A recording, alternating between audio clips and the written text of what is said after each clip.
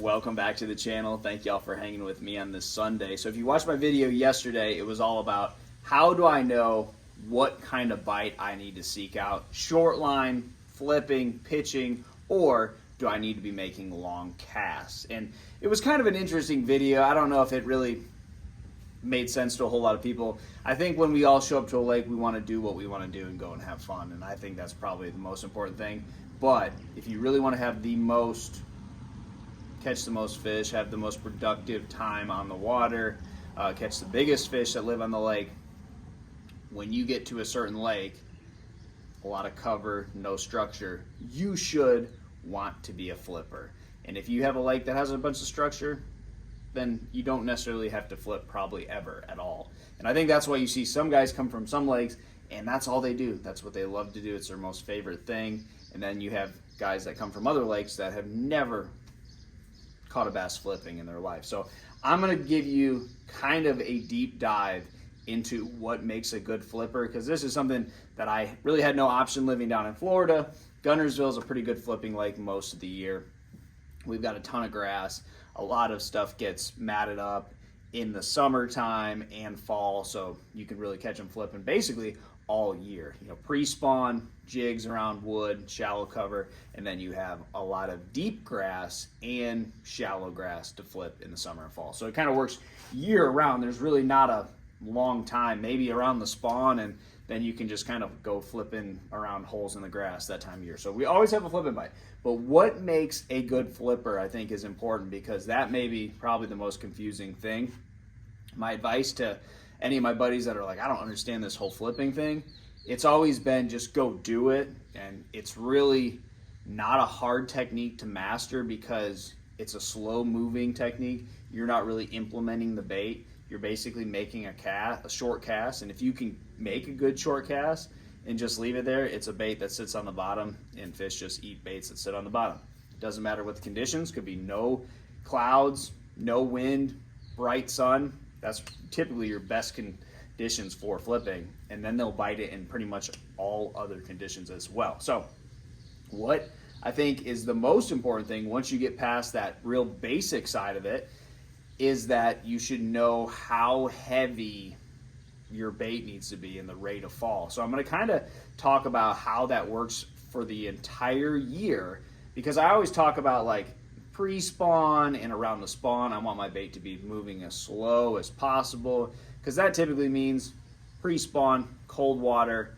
I don't want, and I don't really feel like anything in the water is moving really fast that time of year. So the most natural fall in the pre-spawn, when the water is below 60 degrees, you just kind of want it really just gliding around their head. That's when you're going to use like a big salty chunk and a 3/8 ounce jig, just real slow. They like to get in real shallow water that time of year as well. So if you put too heavy of a jig, they're going to be eating it off the bottom.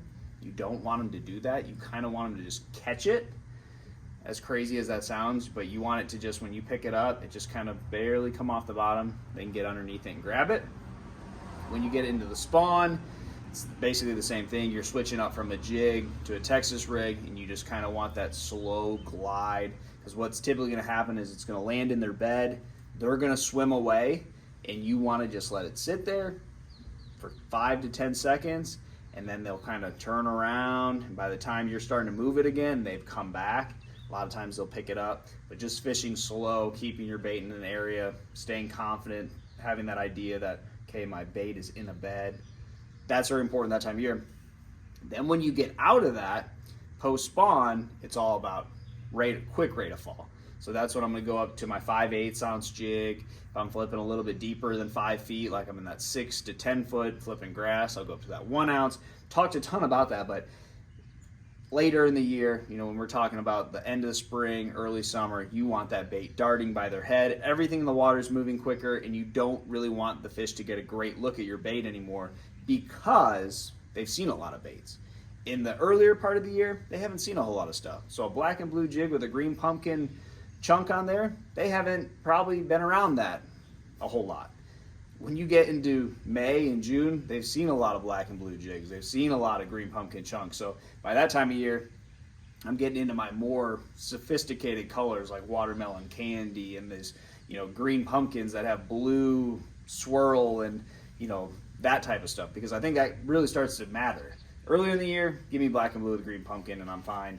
Later in the year, I gotta kind of really get intricate with my details. So, all right, so that is basically that. And I'm always playing with that. Like, this is probably not gonna work and this is probably stupid, but I've been punching a lot and I've always punched with either 50 or 65 pound braid.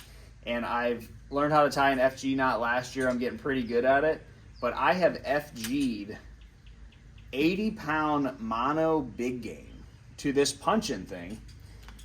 Basically, because I'm like, everything that falls through a mat, you know, is on braided line and 50 to 65 pound tests. And so whenever you punch something into a mat, it goes to the bottom super fast because you always need like an ounce to an ounce and a half weight. So I have taken this 80 pound mono. I just want to see what it does in mats, because I feel like mat fish, this is all they ever see. But again, probably dumb, probably won't make any difference at all. But I know no one is probably stupid enough to try this. So I FG knotted, which you can do it. I'm kind of surprised I could do it. You can FG knot 80 pound mono to braided line. So there's my FG knot, and there's 80 pound mono, and there's 65 pound braid. I just want to see, like, the rate of fall I think would be different. I just want to kind of try that, because I know there's a certain time of year on this lake, and I remember down in Florida, like Okeechobee, where, you know, there'd be 100 boats in an area that's not very big, and every person in there is punching. Kind of happens on Guntersville in the fall. There's not a whole lot going on, fishing structure and anything else, so you basically just have to punch. So I'm going to try it. I'll be the only guy. Maybe the sound of the braid going through the mat, you know, this isn't going to make that sound. I just want to try something different. You know, I think that's a big thing with flipping, is you always want to be trying something different.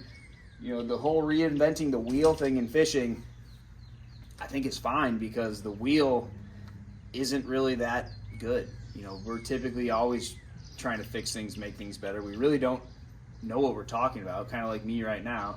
I don't honestly know what I'm talking about with that, but if it gets me 3 or 4 more bites when I'm only getting 8 or 9 bites all day with braid, that could be a big deal. So reinventing the wheel when the wheel is not an actual wheel, I think is okay, and I think that's okay with fishing. So that's pretty much flipping. Constantly trying to find the best trailer. You know, I've been throwing a Rage Menace on my jigs. Anytime I'm using one that's heavier than like 3/8, I really like a Rage Menace. I think this has probably caught more fish for me on every type of jig, on any type of cover. It could be deep grass, it could be water willow, it could be bushes and trees. I've taken this all over the country. Barron River, the Coosa River, Dale Hollow, Lake Eufaula, pretty much everywhere I've ever been, and I've caught fish on this. So it's just one of those deals where this is a really special trailer, works really good. If I just kind of stayed with the same craw trailers or everything that I've always used, I don't think I would catch as many fish as I do. So I think that constantly trying to evolve that technique is very important. And, you know, we're all kind of piggybacking off each other's ideas. Come up with a few of your own ideas. That's going to help you catch more fish flipping. So try that. It's the most dominant shallow water technique there's ever been, and it's very important if you want to become a good shallow water angler. So try flipping and pitching and make it your own. Good luck to you, and I'll see you on the water.